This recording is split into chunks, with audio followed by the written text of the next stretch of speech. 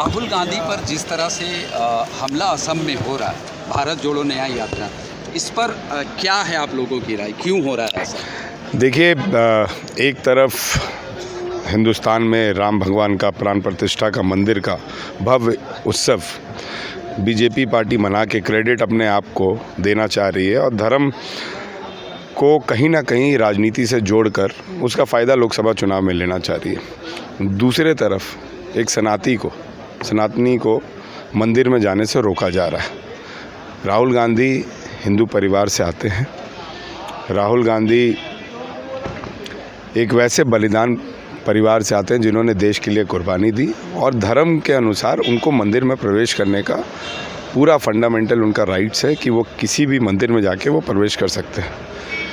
राहुल गांधी को एक तरफ आप रोक देते हैं, लेकिन दूसरी तरफ कैटरीना कैफ को आप अयोध्या में निमंत्रण देकर आप भगवान राम के कार्यक्रम में बुलाते हैं। ये कैसा परिभाषा बीजेपी सेट करना चाह रही है? जाति को जाति से, धर्म को धर्म से लड़ाकर लोकसभा चुनाव जीतने के लिए जितने भी हथकंडे हैं वो सब अपनाना चाह रही है। निश्चित तौर पर मैं ये कहूँगा कि जिस तरीके से सुभाष चंद्र बोस जी की जयंती कल मनाई गई और क्या बढ़िया दिन था कि राम मंदिर के अगले ही दिन सुभाष चंद्र बोस जी का जयंती था और सुभाष चंद्र बोस जी की जयंती पर उनका वो स्लोगन याद आता था कि तुम मुझे खून दो मैं तुम्हें आज़ादी दूंगा। लेकिन सुभाष चंद्र बोस ने कभी उस खून की परिभाषा नहीं बताई कि वो मुस्लिम का खून होगा, कि हिंदू का खून होगा, कि कुर्मी का होगा, कि एसटी का होगा, कि जनरल का होगा। सुभाष चंद्र बोस ने बोला वो हिंदुस्तानी का खून होना चाहिए। और हिंदुस्तान में राम महोत्सव मनाकर खाली हिंदू ही खुश नहीं है, मुसलमान भी खुश हैं।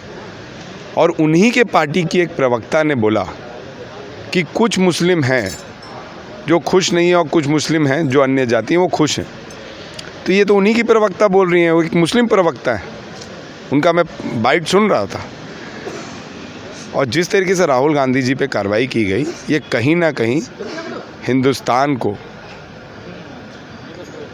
ऑल इंडिया पे नहीं बल्कि पूरे विश्व पर एक कहीं ना कहीं ब्लैक मार्क या ब्लैक धब्बा के रूप में आप साबित करने की एक परिभाषा आज से ट्रेंड शुरू कर दिए। मैं समझता हूं कि किसी भी तरीके से ये चीज़ नहीं होना चाहिए था। राहुल गांधी जी महाकाल का दर्शन किए, राहुल गांधी जी विभिन्न मंदिरों का दर्शन किए और जब असम में वो दर्शन करने गए तो वहाँ के मुख्यमंत्री द्वारा उनको रोका जाना, ये मैं समझता हूँ बहुत निंदनीय है। झारखंड में राहुल गांधी की तैयारी क्या है आप लोगों की? देखिए, राहुल गांधी जी झारखंड में आ रहे हैं। 804 किलोमीटर का यात्रा वो कर रहे हैं। 13 जिलों में वो जाएंगे और बोकारो, रामगढ़, रांची होते हुए जमशेदपुर के रास्ते झारसुगुड़ा होते हुए वापस वो उड़ीसा इंटर करेंगे। उड़ीसा इंटर करके फिर वो पलामू घुसेंगे और बिहार जाएंगे। अभी राहुल गांधी जी की जो भारत जोड़ो यात्रा की जो टीम है उसका प्रभारी नियुक्त हो चुके हैं 2 आदमी और मैं समझता हूँ दोनों परसों आ जाएंगे। आज हमारे अध्यक्ष जी रेकी करने के लिए गए हैं, कहाँ कहाँ राहुल जी का स्टॉपेज है, कहाँ कहाँ राहुल जी रात्रि विश्राम करेंगे, कहाँ पे संबोधन करेंगे।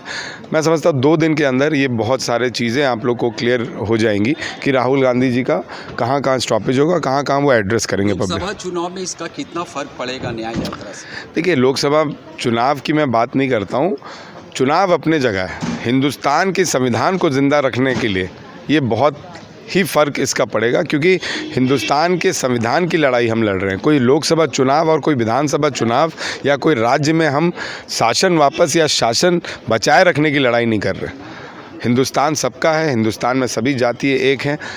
मैं हिंदू धर्म से आता हूँ और भरपूर रूप से अपने धर्म को सम्मान करना मेरा कर्तव्य है। और आपने देखा होगा जिस तरीके से राम महोत्सव मनाया गया, मैंने भी राम महोत्सव मनाया, लेकिन फ़र्क यही था कि मेरे राम महोत्सव के पंडाल में भगवा के साथ हिंदुस्तान का तिरंगा का भी कपड़ा था, खाली भगवा ही नहीं था, क्योंकि मैं हिंदुस्तानी हूँ और हिंदुस्तानी होने के नाते सब धर्म की रक्षा करना मेरा कर्तव्य बनता है।